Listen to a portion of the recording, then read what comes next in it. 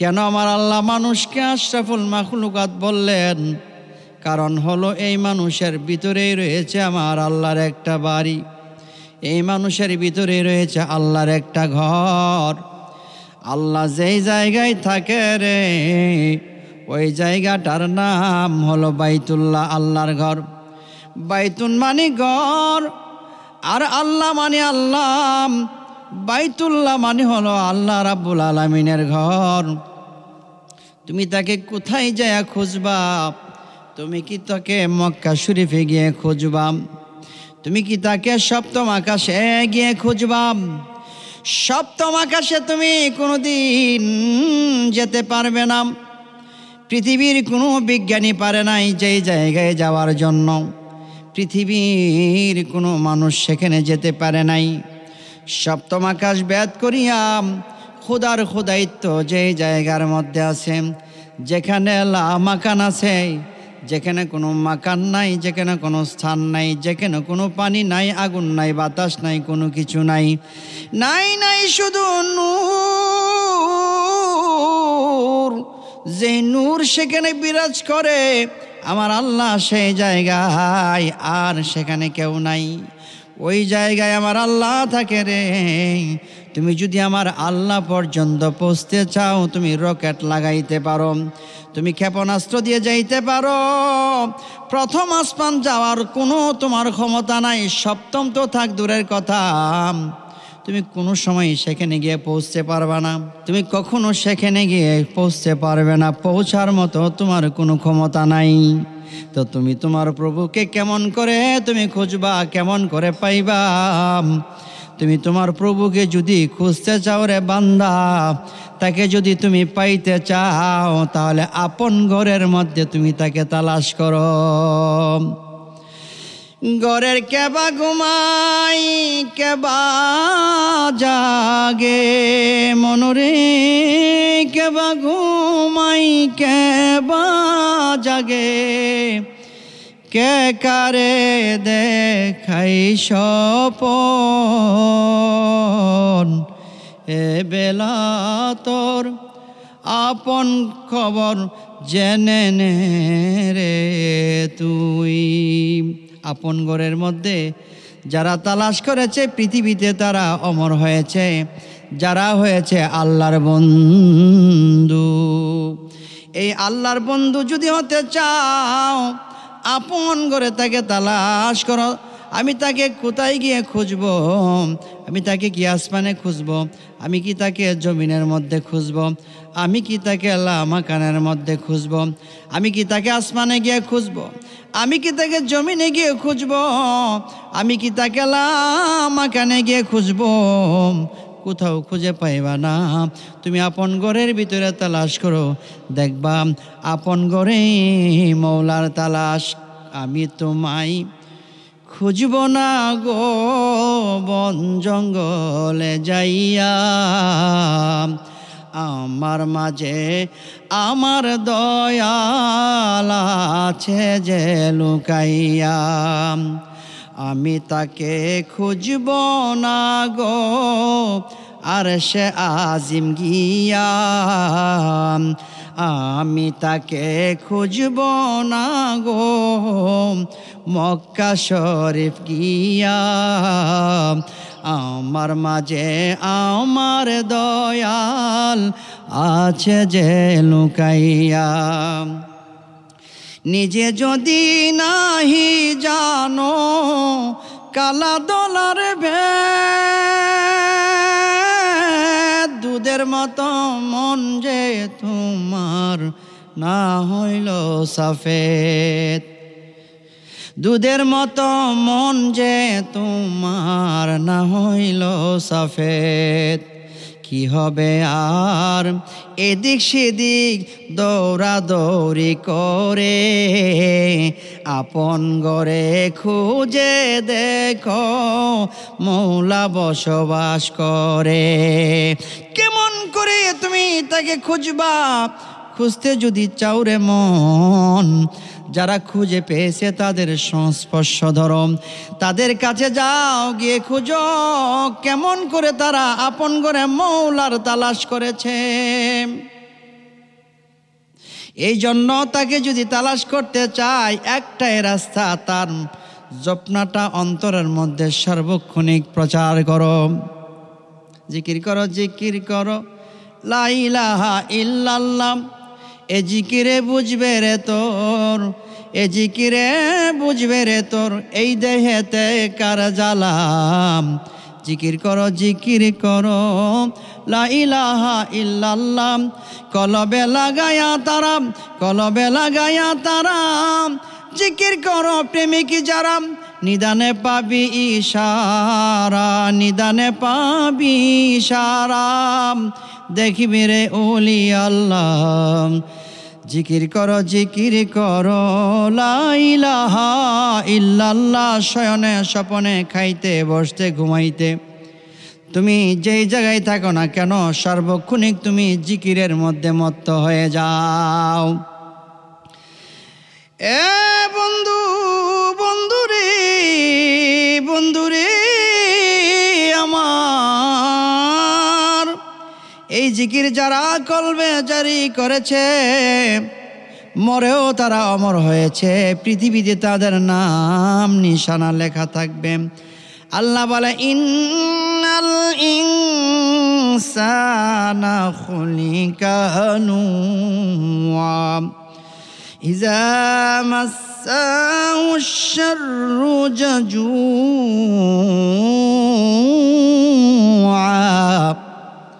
ওয়া ইযা মাসসাহুল খায়রু মানুআ ইল্লাল মুসাল্লিন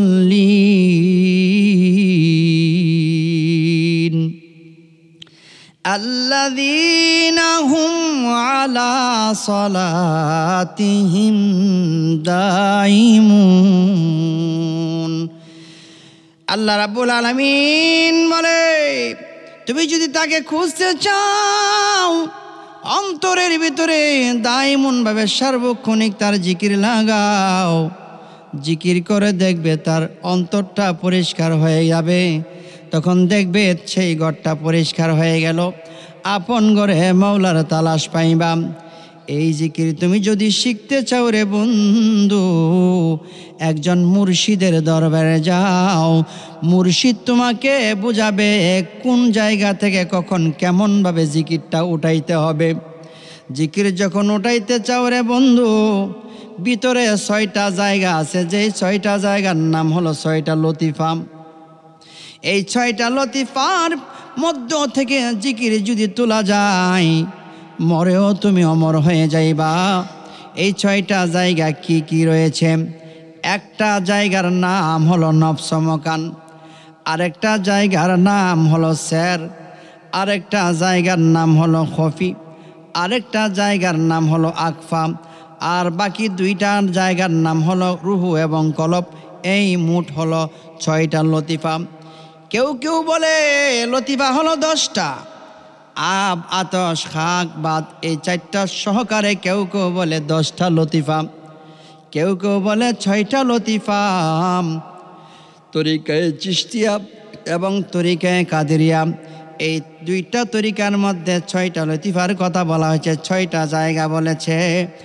আর মুজাদ্দিদিয়া এবং নকশবন্দিয়া তরিকার মধ্যে এই 6টা লতিফার আলাদা আলাদা ভিন্ন জায়গার কথা বলেছে। যে যেই জায়গার কথাই বলুক না কেন, লতিফা দেহের ভিতরে রয়েছে। লতিফা জাগালে সে অমর হবে, এটা নিশ্চিত। বলতে পারেন হুজুরিটা কোন কিতাবের কোন আয়াতে লেখা আছে? সব কিছু কিতাব দেওয়া হয় না, প্র্যাকটিক্যাল কোনো কোনো বিষয়ে রয়েছে। তরিকত সম্পূর্ণ হলো প্র্যাকটিক্যাল। এই প্র্যাকটিক্যাল অন্তরের মধ্যে জিকিরের মাধ্যমে প্রকাশ পায়।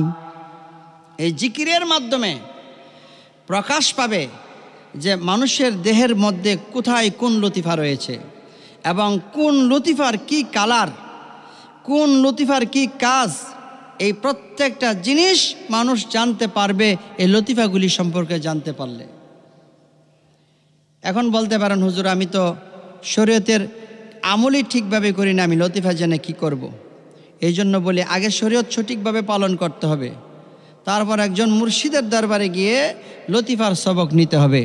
আর এই লতিফার সবক যখন আমরা নেব তখন আমরা জানতে পারবো যে আমাদের এই মানব দেহের ভিতরে যে ডান দুধের 2 আঙ্গুল নিচে এবং বাম দুধের 2 আঙ্গুল নিচে এই দুইটা জায়গার মধ্যে দুইটা লতিফা রয়েছে।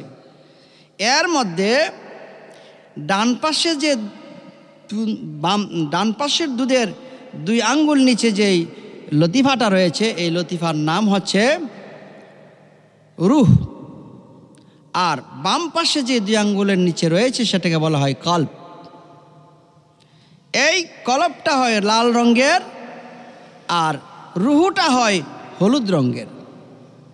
বলতে পারেন এই রঙটা কি কোথাও লেখা আছে? দেখা যাবে, হ্যাঁ, বুজুর্গানে দিনের কিতাবে লেখা আছে। আর এটা দেখার জন্য কোনো অণুবীক্ষণ যন্ত্র যদি ব্যবহার করেন আপনার সেটা দেখতে পারবেন না। সেটা দেখতে হলে অন্তরের ভিতরে একটা চক্ষু আছে, যে চক্ষুটাকে আপনাকে প্রতিষ্ঠিত করতে হবে। আর সেইটা যদি প্রতিষ্ঠিত করতে পারেন তাহলে আপনি সেই অন্তরের চক্ষু দ্বারা সেই রঙটা দেখতে পারবেন। অন্তরের চক্ষুটা কি? মানুষের দেহের ভিতরে 10টা দরজা আছে। এই 10টা দরজার মধ্যে 9টা দরজা হলো চক্ষু 2টা, নাক 2টা, কান 2টা, কানের ছিদ্র 2টা, মুখ 1টা, আর মূত্রদাল মলদার, এই মোট হলো 9টা দরজা। আর একটা দরজা যেটা বন্ধ, যেটা দেখা যায় না, ছোঁয়া যায় না, শুধু অনুভব করা যায়, সেটা হলো কলবের চক্ষু। চিল্লে বলুন মারহাবা। এটা হচ্ছে কলবের চক্ষু। এই কলবের চোখ যদি কেউ ফুটাইতে চায় তাহলে তার লতিফা জাগাইতে হবে। আর লতিফা যদি জাগায় তাহলে সে বিশ্ব ব্রহ্মাণ্ডল সব কিছু সফর করতে পারবে, সব কিছু জানতে পারবে, সব দেখতে পারবে। আল্লাহর নূর তার মধ্যে প্রকাশ পাবে। এই 2টা লতিফা ছাড়া বাকি আরও যে 4টা লতিফা রয়েছে, একটি লতিফা রয়েছে মাথার তালুতে, এটাকে বলা হয় আখফা। আর 2 দুধের মাঝখানে যেটা আছে সেটাকে বলা হয় সের। কপালে রয়েছে খফি। আর হচ্ছে নফসমকান, নাবিমূলে যেটা রয়েছে সেটাকে বলা হয় নফসমকান। তরিকে চিশতিয়া, তরিকে কাদরিয়াতে এই নফসমকানটাকে বলা হয়েছে যে নাবিমূলের মধ্যে, আর মুজাদ্দিদিয়া এবং নকশবন্দিয়াতে সেটাকে বলেছে মাথার তালুতে। এখন এই 2টা কথার মধ্যে বিশাল একটা ডিস্টেন্স তৈরি হয়েছে যে এটা কি আসলে মাথার তালুতে নাকি নাভির নিচে। দুটোই ঠিক আছে। কারণ হচ্ছে নাভিমূলের নিচে যেই শক্তি উৎপন্ন হয় সেই শক্তির চিন্তা ভাবনা হুকুম হচ্ছে মাথা থেকে। আর এই কারণেই এটা মাথাতে নফস, এটাও বলা যেতে পারে।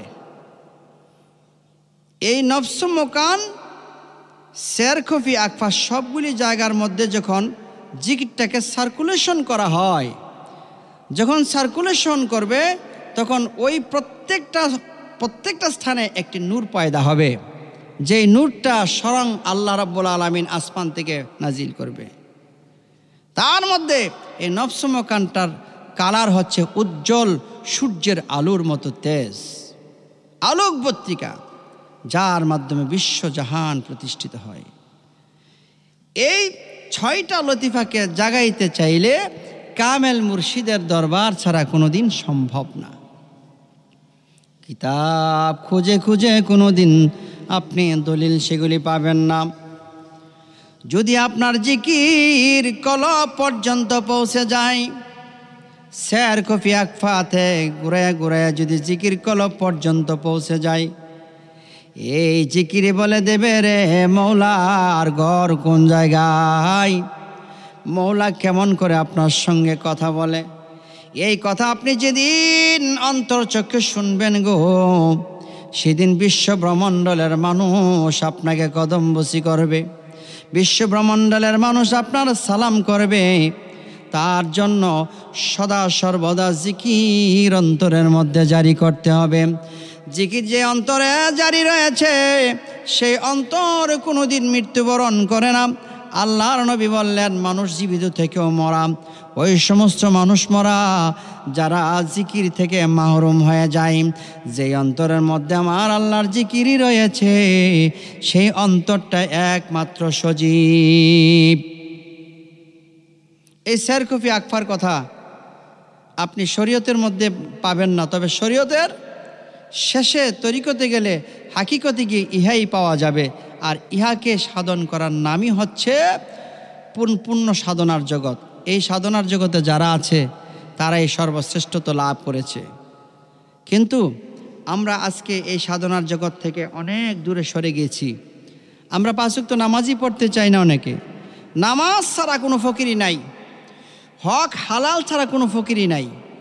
যদি হক হালাল পথে না চলতে পারে কেউ যদি সুদ খায়, ঘুষ খায়, মদ খায় ইত্যাদি তার আমলের মধ্যে সেই ত্রুটিগুলি দেখা দেয়, আর সে যদি নামাজও পড়ে তারপরও তার কলব কোনোদিন জাগ্রত হবে না। কলবকে জাগ্রত করতে চাইলে অবশ্যই এই অন্যায় থেকে দূরে সরে তারপর কলবকে জিকিরের মাধ্যমে, ফিকিরের মাধ্যমে পরিষ্কার করতে হবে। এছাড়া আর কোনো রাস্তা নাই। কারণ কোই আগে রওয়ানা হে আর কোই পিছে রওয়ানা, আজ না হয় কাল চলেই যেতে হবে। যাওয়ার আগে আমরা যদি নিজেদেরকে শুদ্ধ না করতে পারি তাহলে সেখানে গিয়েও কোনো লাভ হবে না। যেখান থেকে আত্মা আসছে সেখানেই যাবে। সুতরাং সেখানে যাওয়ার আগে আত্মাকে সর্বশক্তি দিয়ে পৌঁছাইতে হবে। এই জন্য বলে 16 আনা নিয়ে 16 আনা পৌঁছাই দেওয়া।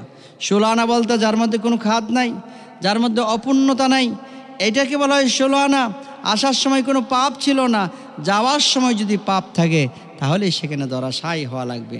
আর এই জন্যই নবী রসুল অলি আবদাল গাউস কুতুব পীর মাশায়েখ আলেম ওলামা এই রাস্তায় এই কাজই করে যাচ্ছে। যে যত বেশি দুনিয়াদার হবে সে ততই বেশি সেখান থেকে মাহরুম হবে, দূরে সরে আসবে।